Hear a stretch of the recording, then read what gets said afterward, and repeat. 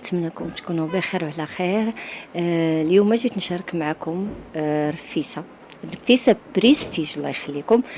صوبتها جارتنا ديما كل صيف كتجمعنا حنا والعائله ديالنا وكتصوب لنا رفيسه على حقها وطريقها. من هذا المنبر هذا كنقول لها شكرا وبارك الله فيك، وديما ديما ديال الضيافه وديما الكرم الحمد لله. وكذلك اختها سميره، هذه جارتنا عزيزه، واختها سميره اللي صراحه الرفيسه فيها تماره، وهما اللي طيبوها بجوج وتعاونوا عليها بجوج ووجدوها كما كتشوفوا هنا في الصوره. الله يخطيكم والله يدومها محبه بيناتنا يا ربي. هنا كما كتشوفوا معايا الدجاج مدهون بالقوام ديالو وديجا مغسول قبل ومرقد قبل التشرميله ديالو. هنا الرفيسه ديجا صوبوها قبل مع الرزيزه هي اللي كنشكلوها على شكل عشيش اللي غيتحط فيها البيض ديال السمان. من بعد درت الدجاج في الفران يتحمر. هنا العدس ديجا مطيبه بوحديتها، الحلبه مطيبه بوحديتها، البصله مطيبه بوحديتها، كل حاجه بوحديتها، كل حاجه بقوامها.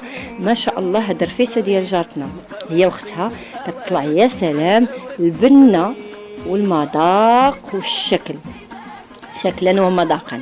هذه الحلبه ديجا طيبه بوحديتها. هنايا خدت الكسعه، كل واحد والطريقه ديال التقديم ديالو. كترش شويه ديال المرقه ومن بعد كتحط التريد اللي مقطع هكا بالمقص شرائط طوال، ومن بعد كتسقي وكتبقى غاده بهذه الطريقه هكا حتى كتسالي، ومن بعد كتزينها. انتما تشوفوا التزيين وتشوفوا الشكل النهائي ديالها. مهم مشهيتكم بالصحه والراحه. وبالنسبه للطريقه راني غنحط لكم الفيديو بصندوق الوصف، تدخلوا وتشوفوا المقادير كامله. والى فيديو اخر باذن الله، وشكرا جزيلا على المتابعه وعلى الشجاعات ديالكم وعلى التعاليق ديالكم الزوينه اللي ديما كنفرح بها.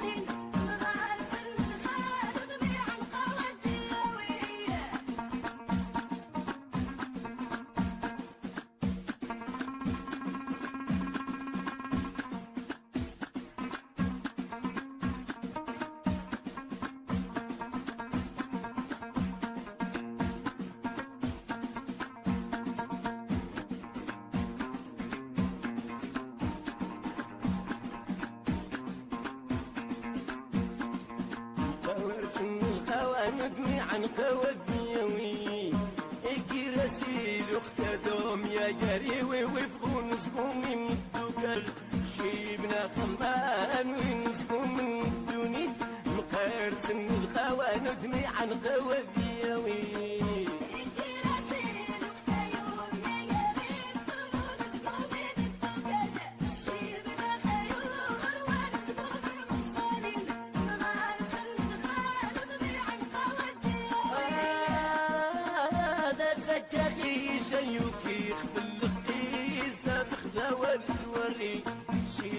خمان وينزقوا من الدوني مقاور سن الخوا ندمي عن قوديوي